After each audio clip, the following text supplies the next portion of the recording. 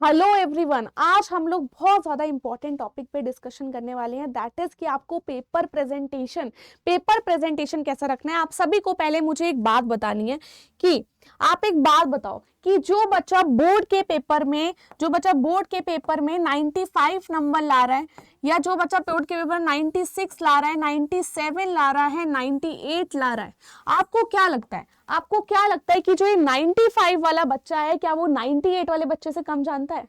आपको ऐसा लगता है? बताओ। या 96 वाला बच्चा ज्यादा जानता है 95 वाले बच्चे से? नहीं।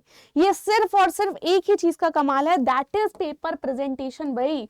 क्या भाई? That is paper presentation.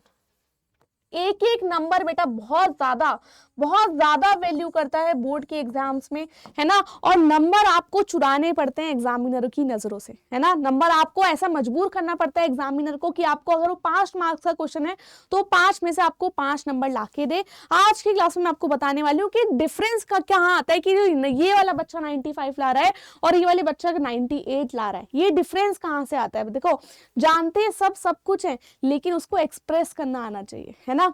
देखो, आपको भी आज के डेट में पता होगा, जो जितना ज्यादा अपने आप को एक्सप्रेस कर सकते हैं, देखो उसी का वैल्यू देख रहे हो ना। ऑनलाइन सारी चीजें जा रही है, ऑनलाइन में सब कुछ बताते रहते हैं, देख रहे हो उनका कितना वैल्यू उठ रहा है। भले ही जो एक इंट्रोवर्ट इंसान होगा वो उससे ज्यादा जानता होगा, लेकिन उससे कोई पूछता नहीं। क्यों नहीं पूछता भाई? क्योंकि उसको प्रेजेंटेशन नहीं करना आ रहा ना।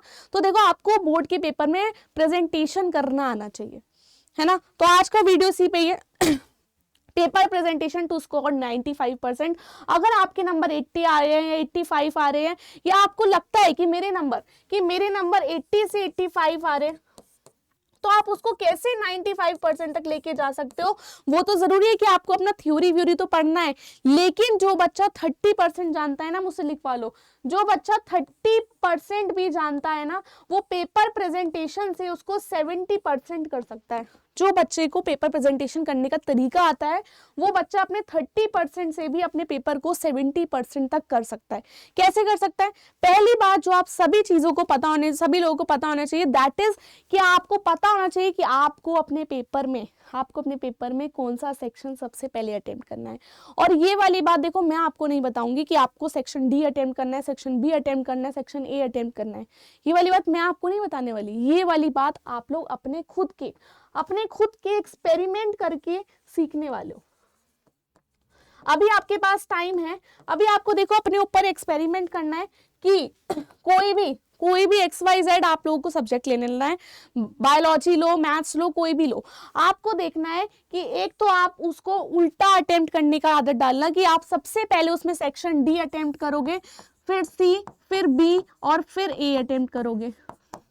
दूसरा, आप उसको कुछ भी रैंडम सेक्शन उठा के अटेम्प्ट करोगे। मानो आपने पहले सेक्शन ए कर लिया, फिर डी कर लिया, फिर ए कर लिया, देन बी करा। और एक बार करके देखना कि उस पेपर को या कोई भी आपको पेपर सॉल्व करोगे, एक बार उसको as it is sequence wise attempt करना। देखो, सब बच्चों की ना इंडिविजुअल चॉइसेस होती है, इंडिविजुअल स्पीड होती है ना। इंडिविजुअल हर चीज समझने की क्षमता अलग होती है। कोई इससे ये करके ज्यादा नंबर ला सकता है, कोई ये चीज करके ज्यादा नंबर ला सकता है, कोई ये चीज करके ला सकता है। तो आप किसी के टीचर के कहने में मत जाना, अपने आप को आपको सेल्फ एक्सपेरिमेंट करना है। अभी आप सबको बहुत सारे सैंपल पेपर सॉल्व करने वाले हैं, तो उसमें वाला एक्सपेरिमेंट करके देखना। एक बायो का पेपर ऐसे करके देख लेना, एक मैथ्स का पेपर ऐसे करके देख लेना, फिजिक्स का पेपर ऐसे करके देख लेना, तो आपको अंदाजा लग जाएगा कि आप किसमें कॉन्फिडेंस ज्यादा डेवलप कर रहे हैं ना। कुछ बच्चों का होता है कि उनका ए और बी अच्छा हो जाए तो उनके अंदर 1-1.5 घंटे बाद कॉन्फिडेंस आ जाता है कि पेपर बहुत अच्छा हो रहा है। कुछ बच्चों के साथ क्या होता है ना, वो डी और सी पहले अटेम्प्ट कर लेते हैं, तो उनको लगता है नहीं, मैं 5 नंबर में इतना अच्छा नहीं लिख पाया, उसकी वजह से उनका कॉन्फिडेंस डाउन हो जाता है और वो आगे के ये अटेम्प्ट नहीं कर पाते। तो ये चीज आपको खुद को एक्सपेरिमेंट करनी पड़ेगी कि आपको कौन सा सेक्शन अटेम्प्ट करके बढ़िया से आप नंबर ला सकते हो। पहली चीज ये खुद ही एक्सपेरिमेंट करना है, उसी से ही आपका पेपर प्रेजेंटेशन बढ़ेगा। सेकेंड चीज जो आपको ध्यान में रखनी है, दैट इज राइटिंग। देखो, ये बहुत बड़ा मिथ है, मुझसे लिखवा लो कि बहुत सारे बच्चे समझते हैं कि मेरी राइटिंग अच्छी नहीं होगी ना तो मेरे मार्क्स अच्छे नहीं आएंगे। बहुत बड़ा मिथ है यार। मैं अभी भी तुम्हें बता रही हूँ, मेरी क्लास में मतलब 2 बच्चे ऐसे हैं जिनको मैं जानती थी जब मैं स्कूल में थी, अभी भी शायद वो मेरा वीडियो देख रहे हो। एक गौरव था और एक कार्तिक था। उन दोनों की हैंडराइटिंग ना, मतलब मैं तुम्हें क्या बताऊं, ऐसे ना चींटी उल्लू जैसे उड़ाते थे, चींटी उल्लू जैसे उड़ाते थे, और पता नहीं कैसे, मतलब पढ़ने में तो खैर अच्छे खासे थे दोनों, लेकिन हैंडराइटिंग उन्होंने कभी नहीं सोचा। और जिन बच्चों के ज्यादा बहुत सुंदर सजा सजा के लिखते थे उनके नहीं नंबर आए। नंबर किसके आए? नंबर किसके आए? जिसकी अंडरस्टैंडिंग अच्छी थी। तो आप प्लीज अपने सब लोग अपने दिमाग से निकाल देना भाई कि मेरी राइटिंग अच्छी नहीं है और मेरे तो अच्छे नंबर आएंगे ही नहीं, मेरा पेपर प्रेजेंटेशन अच्छा है ही नहीं। ये बहुत बड़ा मिथ है, ठीक है। आप मैं बता रही हूँ कि राइटिंग कब कब मैटर करती है। एक तो आप लोगों को पेपर में ऐसा लिख कर आना पड़ेगा कि जो भी आप लोग लिख रहे हो ना, जो भी आप लोग लिख रहे हो वो पढ़ने लायक होना चाहिए, ठीक है। जो भी आप लिखोगे वो कैसा होगा? वो रीडेबल होना चाहिए। कैसा होना चाहिए भाई? वो रीडेबल होना चाहिए कि एक एग्जामिनर पढ़ रहा है तो उसको बहुत ज्यादा ध्यान ना देना पड़े, ये क्या लिखा है वो क्या लिखा है, क्योंकि एग्जामिनर के पॉइंट ऑफ व्यू से सोचना है। वो पढ़ने में कितना इरिटेट हो जाएगा, है ना, वो वैसे ही इरिटेशन से ही नंबर काट लेगा। तो इजीली रीडेबल होनी चाहिए आपकी हैंड राइटिंग। दूसरी बात, आपकी राइटिंग में आपकी राइटिंग में जहां भी आपको लगता है कि आपको डायग्राम बनाने की जरूरत है, जहां भी आपको लगता है आपको एक ग्राफ बनाने की जरूरत है, जहां भी आपको लगता है प्रेजेंटेशन करने की जरूरत है, तो आप वो इंक्लूड करोगे। डायग्राम हुआ, कोई भी ग्राफ हुआ, मोर एंड मोर आपको ऐसी चीजें आपको डालनी पड़ेंगी जिससे आपकी आंसर शीट ज्यादा और ज्यादा अट्रैक्टिव लगेगी। देखो आप लोग देख रहे हो बहुत सारे टीचर्स हैं ऑनलाइन जो पढ़ाते हैं वो पीपीटी बना के लेकर आते हैं, या आपकी क्लास में जब प्रेजेंटेशन चलती है तो बच्चे पीपीटी बना के लेकर आते हैं। क्यों? उससे ज्यादा इंटरेक्शन होता है, उससे ज्यादा चीजें अट्रैक्टिव लगती हैं, आई कैचिंग लगती हैं। तो आपको भी अपनी प्रेजेंटेशन कैसी आई कैची बनानी चाहिए, है ना।